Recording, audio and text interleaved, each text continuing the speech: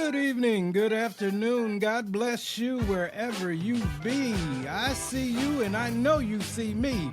My name is Dr. Armando Collins, your hostess with the mostest for the BigPotz podcast.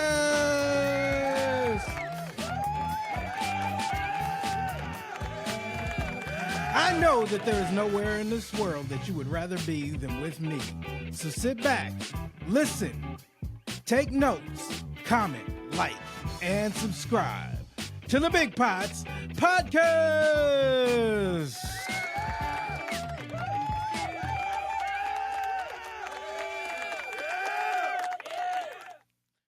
Welcome back to World War III.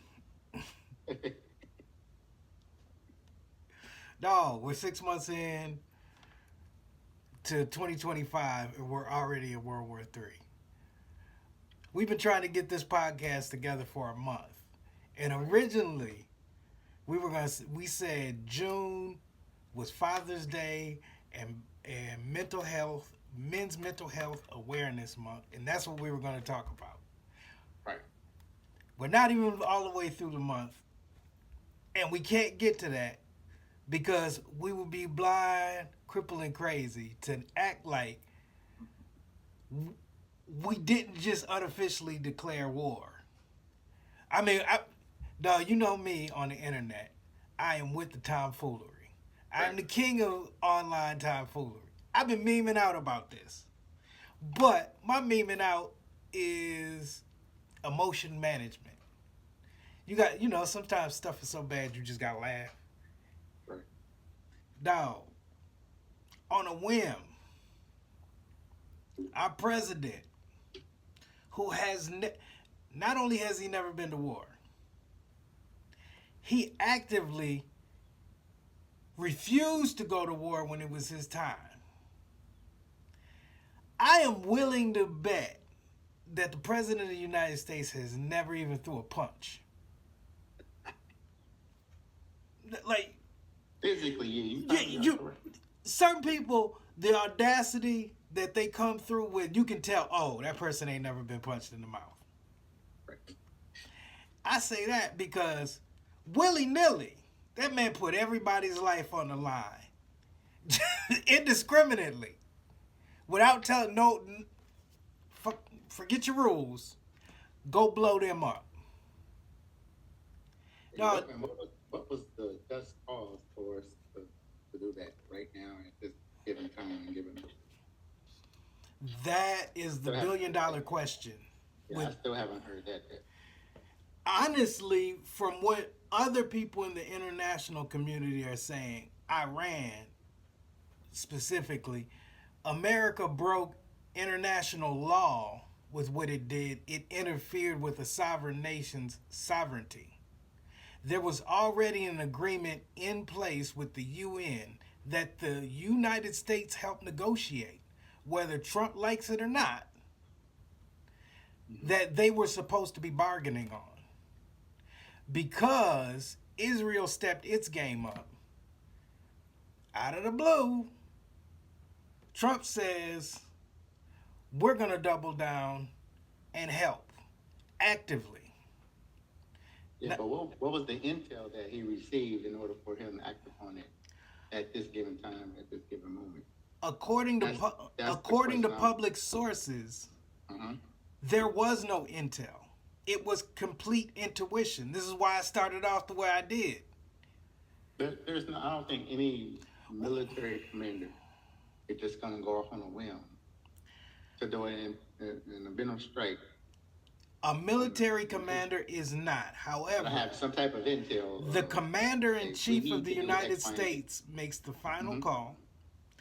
His Secretary of State, just last week or 2 weeks ago, told Congress when she was reporting on Iran's nuclear program. She said they do not have nuclear capabilities. They are in compliance with their international agreements, and inspections are up to date. Which I would think means they ain't been up to nothing. Or at least the intel that we had, unless something drastically changed in 2 weeks. That's my question.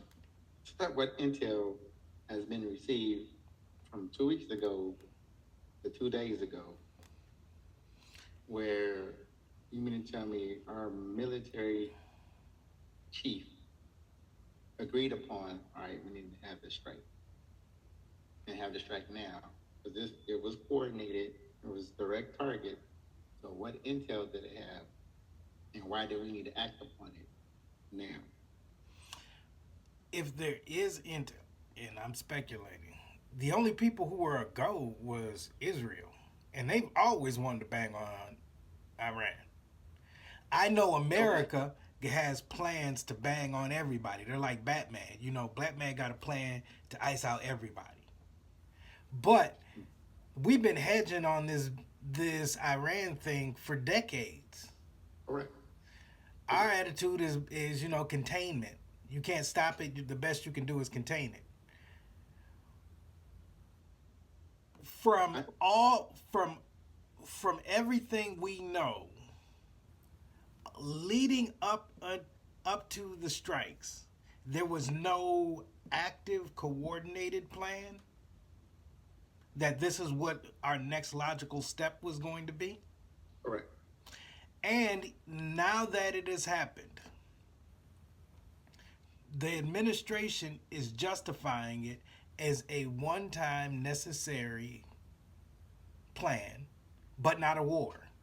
Because if it was a war, you have to go, after you do it, you have to go within 48 hours to Congress, explain what you did, and ask permission to go further. So Trump, the administration has said that was a one-off thing.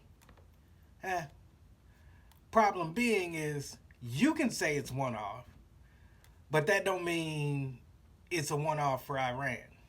Yeah, you can't punch me in the face and then say, "Hey, let's shake hands and it's cool now. It's cool now. It's cool." They're not supposed to just take that punch in the face, you know. And then go talk to the principal, which is China, talk about, hey, make sure he don't swing back, because I'm on peace now, but I got mine off. If somebody punches me in the mouth on Monday, tells me it's cool on Tuesday, what makes me think that Wednesday is cool? Right. Okay, say it's cool Wednesday. Friday, it could still be up. No, on my end, it's going to be up. I'm just waiting for the opportunity. That's what I'm saying. It's going to be up, bro. It's going to be up. But that's what was funny to me is, this is who you guys voted for. You guys were so upset about the Obama administration, didn't like how Biden slid in there, didn't like stuff was going. So, hey, let's choose the worst, the lesser of two evils. And since this man has been office, pardon all the motherfuckers that, caused the insurrection. Let's do that. My next agenda is let's start deporting folks. Oh, by the way, let's lace my pockets up, while we're doing that. Don't worry about what I'm doing over here. That's the only thing that's been consistent. I was occupied with the shenanigans that's going on about, all right, let's get the country in the uproar about, the whole voting thing. How he snuck in and, this person's tried to assassinate me. You guys are just hating. This is false news and blah, blah, blah. All the while, the stock market is plummeting. People keep forgetting that the stock market was plummeting when he got in office. While him and your boy was lacing their pockets the entire time. Lacing their pockets up. Not only you're over here poking at other nations' leaders, is poking at them the whole time. Poke, poke, poke, poke, poke, poke, poke, poke. Embarrassing one world leader in the White House. Seen that too. Now now my next duty is to let's start doing these deportations. Why is that a pressing issue right here? Like I said, why is that a pressing issue right here? We always had illegal immigration. We've been talking about this for decades, about illegal immigration and blah, blah, blah. But why is it right now in this moment in 2025, in your first 6 months in term, on your second term of presidency, that this is the action you need to grind? And then right after that, you drop bombs on Iran, on some business that ain't even yours. That everybody's like, you step out of it. We know you're an ally with these people, but you need to step out of that. We already got beef with you anyway. We've already come to agreement. Like, all right, I'm gonna support them, but I'm gonna stay out of it. I think the strategy is chaos and confusion. Like you say, I'm creating chaos over here with my left hand. Correct. But over here with my right hand, some magic is happening, and it's all transferring to my back pocket. Absolutely. But the thing is, how sustainable is it? Because to me, when all of this Trump coming back started, I remembered what happened last time. It feels like we just picked up where that season left off. It's like Daredevil transferring from Netflix to Disney. We missed a couple seasons. Remember, the first term, he had a lot of opposition. He has none. That's what I'm saying. He has none right now. Like, it's unrestrained evil at this point, and unrestrained grift. Yeah, but I think people are sleepwalking because throughout this whole electoral year of last year, I don't know if people really noticed this. It's like, where was the Democratic convention? Where was the Republican convention? Where was the person that stepped up and said, hey, I want to be president on the Republican side? Trump had no opposition. None whatsoever. It was Trump against Biden. Biden fell out, and then here comes Kamala with no opposition. that was snakish too. That said, hey, I want to be the president. Let's have a Democratic runoff. We didn't have. That's the first time since I've been awakening and started voting and started paying attention to politics that I've never in my life seen no opposition from either party. It was just here's your Republican representative, and here's your Democratic representative. And I was like, what happened to the Democratic convention? Where was the debate? I didn't see a debate for the Republicans. I didn't see a debate for the Democratic. It was just Trump, Biden, and then Trump, Kamala. That was it. I'm like, that's ever since we've been talking about the elections being rigged and set up, I can't help but see how set up it is. Kamala Harris, God bless her, she's been amazing as a politician. I've been following her career since 2012. But to slide into the president's chair unopposed, knowing that anytime she has went in a national election, nobody voted for her. No. The reason she became vice president is because we didn't want her. She had no path forward. For real. And it's a great strategy. You've gotten higher and farther than any black woman has ever gotten in American politics. Kudos to you, sister. And I was going to vote you in, even though I knew this was cooked. I knew the game was cooked. Oh, I knew it was cooked. Yeah, I already knew it was cooked. I didn't vote for neither one of them because I knew it was cooked. You didn't have to. We're in California. You already know what's going to happen in California, no matter what you do. And I wish people would truly get it that our popular vote does not get the president in. Not at all, because in that case, New York, California, and Texas would decide all elections. Every time. And better yet, California is, if popular, population, California trumps Texas and Florida together. Correct. In terms of numbers of people, we're 1/12 of the entire United States. All of that Midwest, how they give you those maps, the red and blue maps. That don't really mean nothing. That's designed to make your mind fearful. Correct. A state is never all red or all blue. There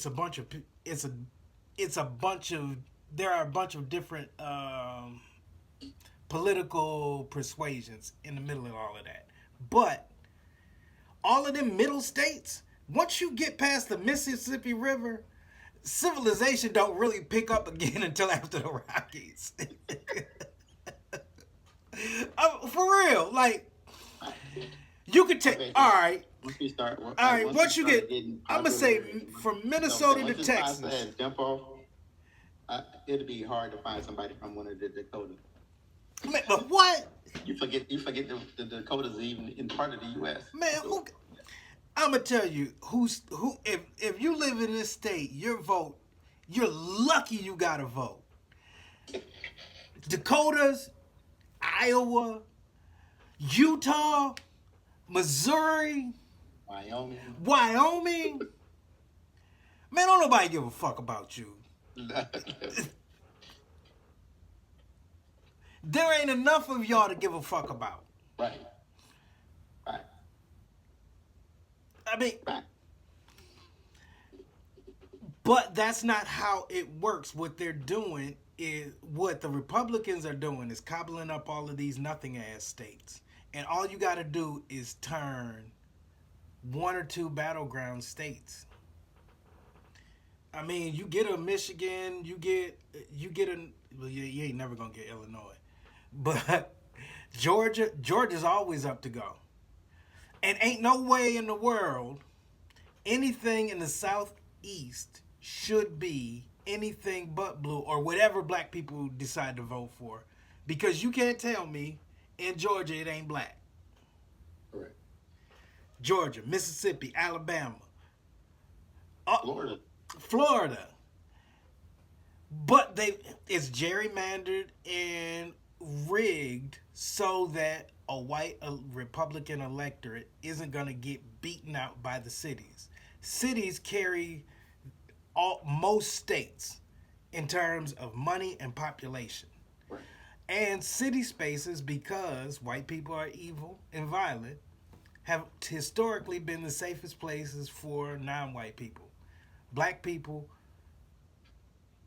across the nation are predominantly found in the major urban centers of whatever state they're in. And in fact, if you look at populations in the southeast, that's where most of the black people in America live. And if you really want to get funky, in certain places, they'll never say it, but I never believe census data. There's more black people than anything else in certain places. Oh, absolutely. That's because we native to this land, bro. But like this prime minister said, I forget what country he said it, and I'm quoting this prime minister. I don't remember his name, but he said, "A nation full of critical thinkers is hard to govern." So as long as we, Atlanta housewives and sexy rating it up, this stuff's gonna keep happening.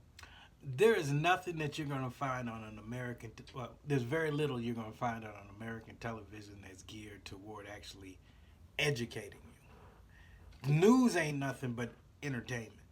Correct. There's information laced in it, but there's so much perspective and spin and purpose put on that information. It ain't quality unless you know how to filter through it. Your favorite news program ain't nothing but a tool to sell those commercials that are taking place between the talking. Like what's his name? Ari Melber isn't important. The commercials in between Ari Melber is what MSNBC cares about. Right. Yep. Absolutely correct, bro. So yeah, we're gonna see in the next week what's really about to happen. Yeah, we're gonna. I mean, we got 3.5 years. We'll see. No regime last forever. And I'm gonna be honest, as a black man, if this whole thing crumbles and I get the chance to watch it, I'm gonna be mad. But I'm gonna be like that Indian dude on the old pollution commercials with just one tear coming down his eyes. Like, I'm gonna miss the good old days, but I know it was a sacrifice that needed to take place. Yeah. Right. Y'all didn't let my grandmama speak. I mean, shit. But okay. Our original purpose was mental health awareness. Yes, sir. How have you been, my brother? How are you in your mental health? I'm excellent. I'm not even saying that just to be saying that. I'm in a good space, overcome my traumas. You have to find yourself, and finding yourself is finding God. But if you just go back to the book, if we were created in God's image, why not believe it about yourself? Everything is relational, right? Your relationship with God, your relationship with your partner, your relationship with your friends, your relationship with your children, relationship with your family. Whatever you pour into it, it has to be reciprocal, right? In any and everything you do, whether it's your job, whether it be your faith, it has to be reciprocated, right? Mental health and overcoming, those idiosyncrasies in life starts with God. You can't control another person's actions, right? You can't. Hurt people hurt people. Mm-hmm. You all heard that. Hurt people hurt people. What you do with that is completely up to you, right? Mm-hmm. I tell my daughter all the time, because we all went through adolescence and everything, that negative energy that a person is putting off for you, they just want it off for them. Mm-hmm. They're releasing it off of them, and then they're putting it on you, wherever it looks. It could come as a thief in the night, as flattery, but really wishing you, harm, or it could just be outright vitriol, and disgusted and downing you and wanting to cause you harm because they felt pain and all that. But you, as a faith-driven individual, once that negative energy comes upon you, you shoot it upward, and don't shoot it elsewhere. We don't want it linear. We want it to get it to you. You push it to God, and then you literally let it go. And so I overcame my struggles and things in life. Is, people, you've been knowing me for decades, bro. It was like, he just like don't give a fuck. It's not that I don't give a fuck. I just give it to God and keep pushing. I literally let it go, bro. I literally let it go. And until people start getting to that point where they can literally, when all you church going folks say leave it at the altar, you literally have to leave it at the altar and walk away. If you really want God to remove your hurt, your pain, disappointment, shortcomings, and all that, you literally have to let go. Don't be like, God, I want you to take this off of me, and then spin a block and grab it back. You let me take a little bit of it because I want to hold on to that memory because she was fine as hell. Like your credit score is 480. You know what I'm saying? But you want to hold on to that little piece because it's the best looking woman you ever had. She treats you right on Thursday. They've been a bit of hellmonger, the rest of the week. The mother 6 days. But when y'all go to the club, she bad. She the baddest thing up in there. But your soul is hurting. You know what I'm saying? You want that relationship with your mom, but your mom don't. She can't do no better than what she, because she had to let go of her trauma. Your mom is on drugs, and your mom's is promiscuous, or whatever the case may be. You want to hold on to that love that you didn't receive, and you're yearning for it, but that's not your battle. That's God's battle. You give it to God. And what you're supposed to do is keep pushing, and you keep getting your relationship with God, and then people start to look at you like, what you smiling for? What you glowing about? I have grace. I have grace, and by me having grace, I can allow grace to you, right? But if I'm holding on to pain, if I'm holding on to hurt, if I'm holding on to trauma, I'm no good to you. Just like I'm no good to myself, right? And people latch on to all of that because, I recognize that in that person. Oh, your mama's a crackhead, so is mine. Let's not be shit together because our parents ain't shit. I tell people all the time, like, niggas only thrive around other niggas. Niggas can't survive around successful people. Only a nigga say, that change is hot. Oh, you got rims on that car? Cool. You don't have no property, still live at his mama's house.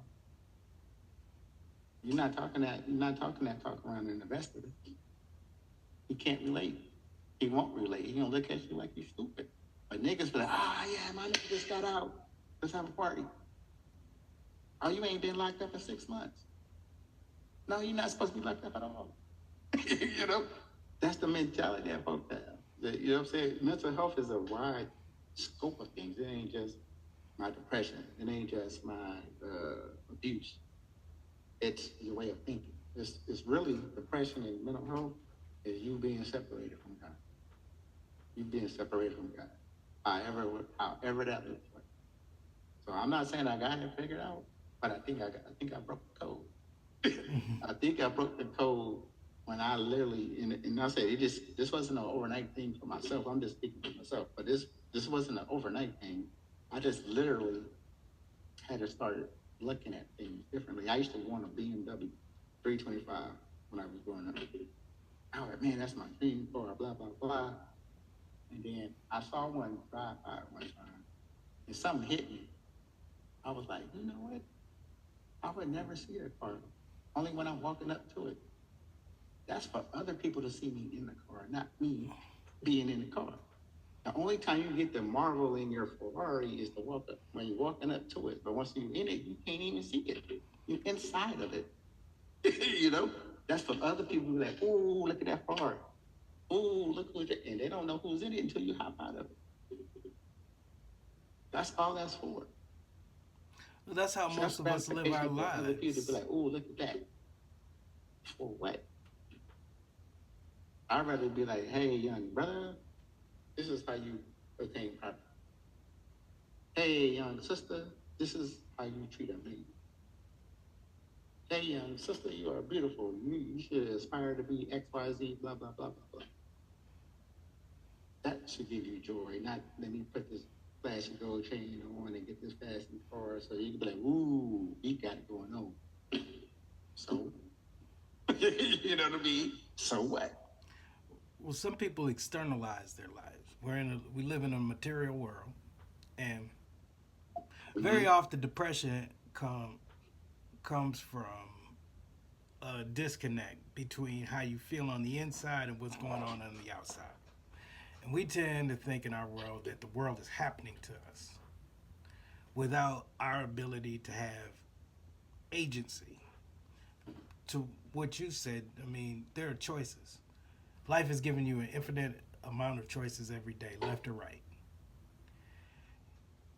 Rather than doing the unfamiliar work of being happy and going toward the thing that seems more difficult, your dream, it's very often easier just to sit back and do the stuff you comfortable with.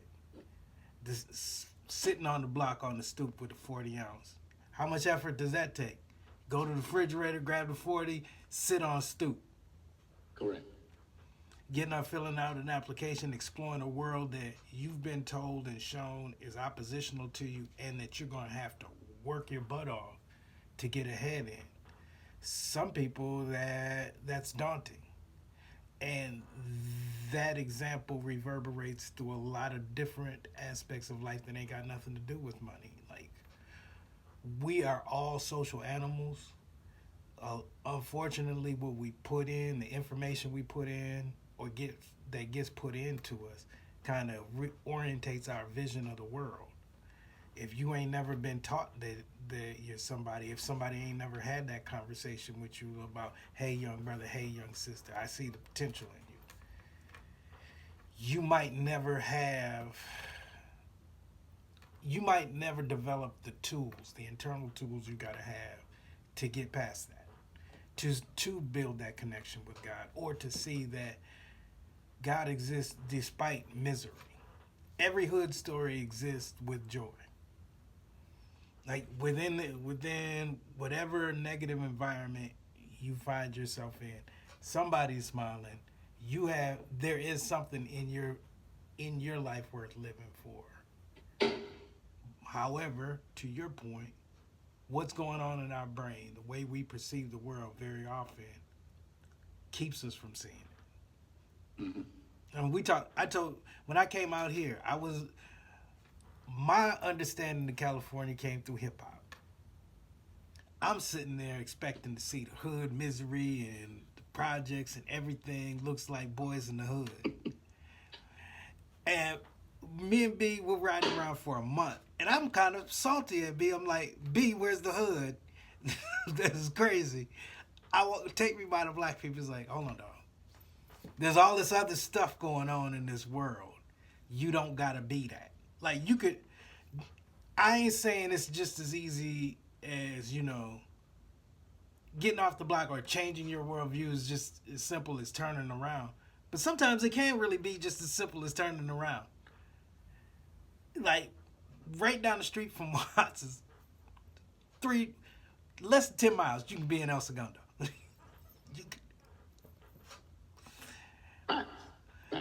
And the way hood mentalities work, if what I'm saying is true about people being trapped in your own brain, if you're trying to get away from somebody in there, I guarantee you their brain is going to keep them there. If you go over there, they ain't going to come over there. Because like you said, they don't know how, they ain't got the equipment to move in spaces that don't reflect their worldview. Like if you just stuck in the hood and that's what you want to be, you're going to have a hard time existing in the 99% of the world that ain't your hood. Correct. Because you're not going to be able to function. Nobody's going to be cheering that shit on. No one is going to be cheering the fact that you avoid jail. Nobody even thinks about going to jail outside the hood. That's not even on their radar. You don't get stripes for going to county. Well, people you don't get a parade and a cookout. Because you did a bid, because you didn't snitch on your homeboy, but that just murdered somebody. You know what I'm saying? He just murdered somebody. You're like, well, I'm a real one because I ain't dope. He just took someone's life, or he just broke into someone's home. He just stole all this woman's pension out of her bank account. Talking about he came up on the lick, but that lady worked for her whole life as a doggone school aide. Living off of set income, and you went and robbed everything that she owned. Well, you don't get no credit for it. So like I said, niggas only thrive around other niggas. And that nigga mentality is only going to keep festering because niggas thrive off other niggas. Because niggas cheer on other niggas. Well, that's a modern narrative. You know what I'm saying? Like, niggas started creating this positive nigga narrative in the late 80s, 90s. Positive nigga, yeah, like, you know what I'm saying? Like, where, thug means the hatred you gave little infants, or right. Never ignorant, getting goals accomplished. Nigga, no, you ain't. You're drunk. Any person who said never ignorant, getting goals accomplished probably wasn't getting any goals accomplished when they said it. I've never seen the two things coincide with one another. But the point is, in history, sometimes our stories help us make our experience. Sometimes our experiences make our stories. The hood narrative of it being noble to be the thug and down and selling dope. Dog, that's a late 90s narrative. We all had a knucklehead thug goofy in our family. Everybody got a loser thug, a drug dealer, and or a drug addict and a gay person in their family at Thanksgiving dinner. About the pedophile. And the pedophile. Like, all of that's at the family cookout. Yep. However, in the 90s, we stopped looking at the head of the table. Dad, who worked his ass off all week, dealt with these crackers and paid for all of this shit. That ain't the leader no more. The leader is Pookie and his friends who be here all day smoking weed. And they created this narrative that they're authentic because they're always around and hyper visible. And they're an example of what we authentically are. Rest of y'all is fronting. So, Thanksgiving table, rest of y'all niggas is fronting. I'm real. It used to be, all the way up until probably till 1995, the whole table would have whooped Pookie's ass for even opening his goofy ass mouth for saying some shit like that. Nowadays, within black culture especially, Nowadays, we've been tricked into believing that Jim Jones is somehow, as a 50-year-old man, right and relevant vis-a-vis Barack Obama. And I'm not like Barack is just like this perfect paradigm, but they're polar opposites. The hard work, get education, get a good job, that paradigm is whack now. Not to everybody. I'm saying in popular black culture. Oh, absolutely. What you should be aspiring to be, or what we've been talking about, is the aspirational goal, is what Jim Jones looks like now. 50 years old, iced out, but you talk about, think about, and spend your day in the club. Trying to be the best version of your idealized self at 20. Correct. I'm 50 years old, dog. There ain't nothing about my 20s that I want to be again. Like, maybe, like, I would like to be able to run that far, you know what I'm saying? Have my physique back. But I ain't trying to get it back, fam. And as a 50-year-old man, I'm supposed, in the worldview I have, the way I was raised, at the same time as Pookie and them, we had the same amount of time in the day. We came from the same spot. Fam, I always knew that being an adult meant being an adult, not growing up to be the best version of a kid I could be. Correct. Moreover, as a man through my life experience, I'm going to be in charge of shit and responsible for my comportment because I'm responsible for other people. Not my kids, my friends, my community. As a grown, rational man, I laugh, joke, smoke a whole bunch of dope. But you don't see me off my square. You don't see me trying to get you off your square. Correct.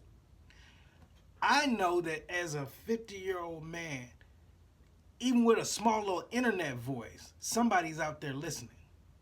What difference between me and you and a Jim Jones, when we were all in our 20s, because he's our age, me and you had a different worldview that brought us into the same space, but we learned a specific value system that said, hey, spotlight's on you, bro. Just by the very nature of you being you and what you want to do in life, the spotlight's always going to be on you, and I need you to carry yourself that way. But there's a clear difference between us and him. But is there? Yes. Yeah. What is? Or the difference is exposure, and then accountability. That man been around the world and a millionaire is entirely. Listen, we surrounded ourselves with. Now we all love nigga shit. Let's get that straight. Yeah. We grew up in the hood. We love nigga shit, but we grew up together as men through college. We held each other accountable through college. You know, you remember when we got out of college and you were living in your car, you had your real estate, and you were showing me a house, and I'm like, nigga, what are you doing? You know what I mean? He's like, nigga, you ain't even got a cell phone. Like I said, niggas only thrive around other niggas. I saw the closer to you, you probably one of the smartest people I know on the planet, and I'm not gonna let you live in your car, and I have to pick you up for you to show me a house. I wasn't going to accept that. There's accountability. Before the record, y'all, I did sell him that house. I have another brother be like, yo, you're lame, bro. Like, stop that bullshit. First of all, you're going after Nas. Like, you're not even on this block. Stop. Like, just stop. Your real homeboy will be like, shut the fuck up. You had your moment. All back. If people still rock with you, you still make money off your hit, do that. Humility is a lot. You know what I'm saying? We've learned humility. We came from nothing. We thought we was on the path to get something, and we got knocked down several times. But we had another brother holding us down. You know what I mean? But that's what I'm saying. I'm like, I see the potential in you, but like, nah, I see, I'm a fuck with you. I'm at the club with you. But I expect better from you. And it wasn't just me. It was other brothers that made sure you were going to become who you became, right? But that's what I'm saying. Jim Jones had... When you woke up today, do you think he had that though? Absolutely. He may not have had that in his circle, but he had the opportunity to have it. Oh, I'm not arguing that. I'm not saying he didn't have that. And we can sit there and say exposure all we want. However, he has had enough resources to get exposure and has had access to spaces. But do he want it? One, does he want it? And then is someone actually literally holding him accountable? Like, how many, like, even in our circle, if we had $4 million, but this nigga really gonna be like, I need you to go to the University of Chicago, get your doctorate, or we gonna go to Paris? And we both, you know what I'm saying? It's a different mindset, it's a different thinking. Because our exposure to college, our exposure to other cultures. Yeah, Jim Jones had the access to it, but his access was different. His access was already, I'm about to put the bitch over here because I'm Jim Jones. He's not talking to a professor. You can go to college and still be on party and bullshit. In his mind, like, there's different things. He's been all over the world, but what did that look like? I'm going to the hood, I'm going to the club, I'm like this fine ass model bitch. And like I said, his exposure is different than someone holding you accountable for greatness. I see potential in you. Yeah, but hold on. You mean to tell me in the last 30 years, Jim Jones ain't had kids, bills, life responsibilities that will mature you the fuck up whether you wanted to or not? What makes Jim Jones different than any hood nigga? That's my point. Just because you're in the hood doesn't mean you're a goofy nigga. No, I'm talking about the mentality. That's what I'm saying. I'm gonna stop saying Jim Jones is a hood nigga because no, he don't get to cover that much land. And I'm not picking on him specifically. I'm talking about ignorant niggas is ignorant niggas. Let's just stop saying that that's black men, that's the hood. No, y'all ain't gonna sit there and turn me into some, pink elephant. Like I didn't grow up in the same motherfucking circumstances, and you're not gonna sit there and tell me because I picked up a book that was the magic fucking dividing line. Because we went to Barber Scotia College. Barber Scotia College as a college at the time we went there was probably way more gully than any neighborhood y'all are living in. I'm talking about in the 6 blocks of school. It was worse than any place you've ever wanted to be. And we were getting an education. And the people who were doing it, the dude who snuffed somebody on Monday, right now this dude is probably an accountant. Correct. With kids and a family on Facebook like none of that ever happened. So again, you can't sit there and say you didn't have exposure. 1993, fall 1993. But I can, but some people can though. Big Daddy Kane came down to Barber Scotia and stayed a month.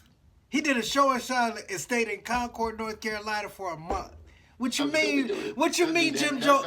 So Jim Jones wasn't exposed to college students in the college environment is my point.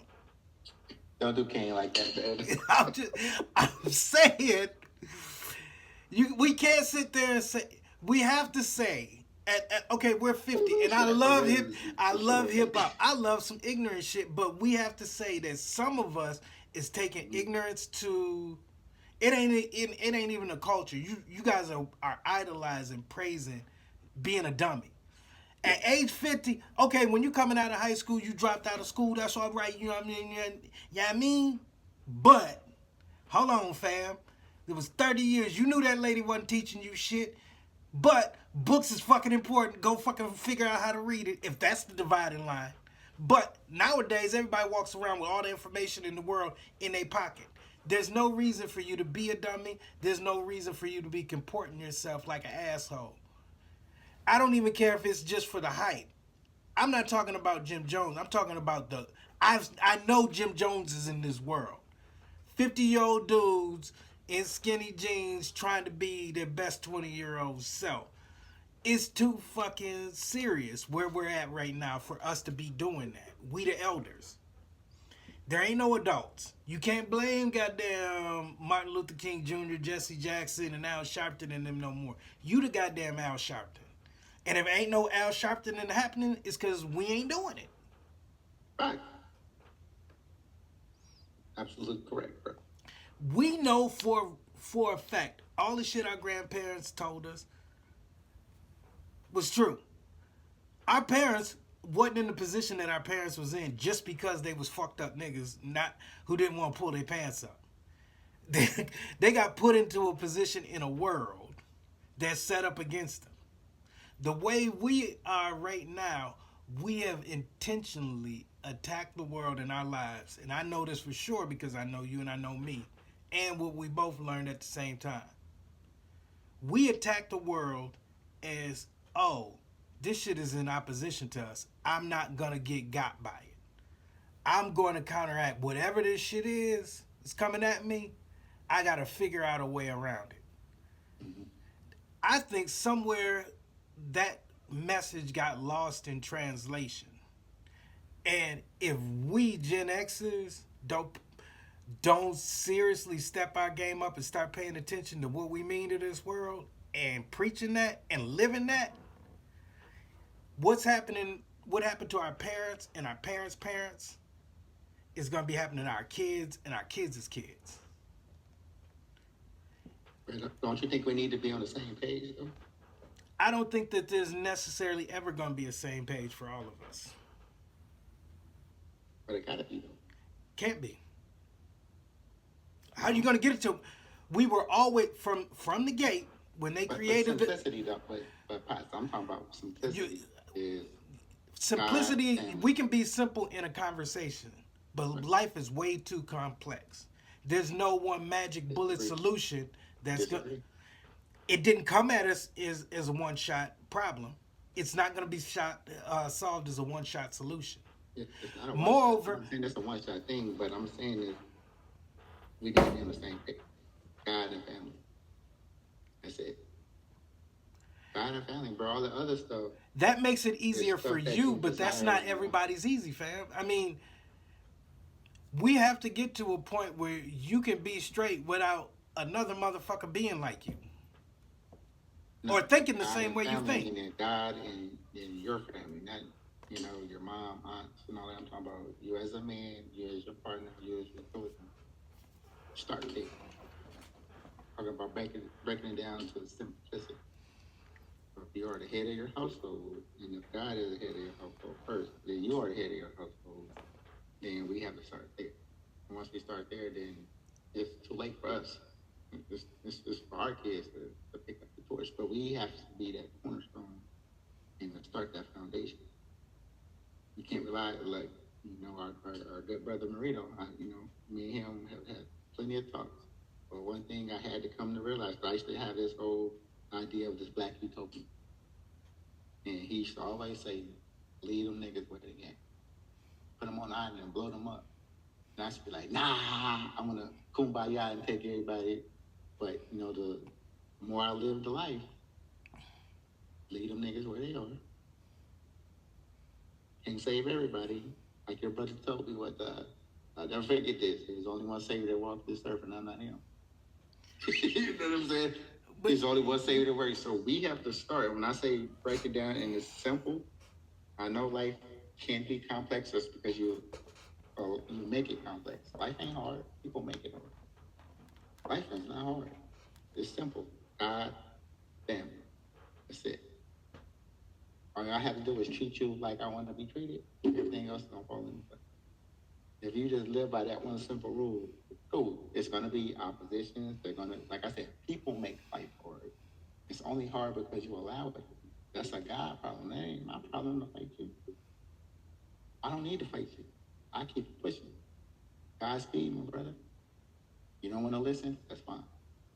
But what's going to happen is you're going to see my light. And then you're going to start wondering. I mean, you might want to dim it, but otherwise you're going to be looking like, oh, this brother, he's a sucker. But I'm only going to be a sucker for so long. Then you're going to start to wonder, like, oh, after you're going through all of that stuff you're going through and you just keep seeing me shining, throughout all of that stuff, like I don't have a care in the world, then you're gonna be drawn to that like a moth-to a flame. So if you just keep it simple, God, family, everything else wrong. We can't fix everything, like you said. I'm not trying to repair a dam with some super glue. You know what I'm saying? Dam got an 18-mile crack, and me trying to sit there with a glue stick trying to fix everything is not. I start with my little crack, and then you start to wonder like, okay, cool. But I hold you accountable as my brother. I don't let you slide. I don't let you slide on being weak. I don't let you slide by being soft. Either one or two things gonna happen. You gonna man up, or you gonna get away from it. Only two options. You gonna man up, or you gonna get away from it. You don't like what I'm got going on over there. I'm a sucker and all that. Let's go over there with the rest of the niggas. And like I said, niggas only thrive around other niggas. You know what I'm saying? Keep them over there. You want to do all that foolishness and all that? Godspeed, my brother. But if you gotta separate yourself, then how can you say we all gotta get on the same page? You either gonna be with me, or you're gonna shake it to the left. So you gonna keep shaking it to the left? What if your formula ain't another motherfucker's formula? But what do you mean by that? God and family, your formula that works. Mm-hmm. Your shit, boom, boom, boom, boom. Other motherfucker is club work. That's this shit, and it works. We're not on the same page. We're not on the same page. This is my point. We're not on the same page. Not on the same page. But my shit ain't fucking me up. Your shit ain't fucking you up. I'm cool with your shit. Why I got to be doing your shit? You don't. That's okay. That's my point. Mm-hmm. Ever since black people got lumped into an us, mm-hmm. we can't see ourselves for us, and we can't see us for ourselves. Meaning, all black society looks fucked up because it ain't working out for me, or it ain't working the way I work. You gotta get past that goddamn conversation if we ever gonna get ahead. Motherfucker, this is no ecosystem, no society works without inherent diversity. You do your thing, brother. I'ma do my thing. The problem in black society ain't that I'm not letting you do your thing and you ain't letting me do my thing. This is my opinion. It's that we live in a society that's fucking up both our things. And rather than me saying, man, this society is fucking up my goddamn thing, I need my thing to do, I say, you know why my thing ain't working out? Because goddamn Bakari, fucking, look at that motherfucker wearing that LA hat. If niggas would stop wearing goddamn LA hats, everything be alright. Ain't true. But is that a us problem, or is that individual problem? That winds up becoming an individual problem that you see systemically through us. It's a part of frustration. It's easier for the oppressed to blame each other than blame oppression. Like, as a shorthand, people in the 60s started saying the white man or the man. Of course, it wasn't no individual white man that was fucking holding you back. If it was, we'd have been yoked that motherfucker up and got rid of the goddamn problem. But it's talking about a larger systemic thing. But were they holding it back? Absolutely. But okay. But if you say they were, what were they holding us back from? Quiet enjoyment of life. How about we were already doing that in our depression, in our oppression? I mean, no, we were already doing it. The nature of white supremacy is to not let non-whiteness be. Okay, but what I'm saying is, in our oppression, we were thriving. No. You're going to wind up in motherfucking segregation and slavery again. And because saying that bullshit be. Hey, fuck that. You be by himself. Bakari lives in Brea. Don't come to my house, Donald Trump, because I ain't got nothing but hot ones for you motherfuckers. I ain't doing no goddamn segregation. Wherever y'all motherfuckers is at, I'm pulling up. I'm invited to y'all's cookout. Y'all ain't gonna sit there and do me. They scared of us, but they're not gonna let that. They ain't gonna give us peace. They're not. That's what I'm saying. And And to anybody that's listening to this podcast, I want you to do this experiment. If it's you and three other black people, like being in a space of all white people, and you and three black people just get together and start talking, the whole room is gonna stop and look at you. We make them nervous. Francis Chris Y'all could just be talking about the Lakers, you know what I'm saying, or the the finals that just happened, but they get nervous. They don't like that at all. I want you guys to do that. Just smell me on this, because I've been on this earth a long time, and I tend to notice that it's this that we make them nervous. Even if you go into a white space and there's two or three of us not even knowing each other, then we're like, hey, so all the attention just turned on. I was on a date not too long ago. We were at a Mexican restaurant, and it was just me and my date. We was in there for hours, but we were like the center of attention. It was because we were the only two black people. The whole restaurant was full of Hispanic, but everybody wanted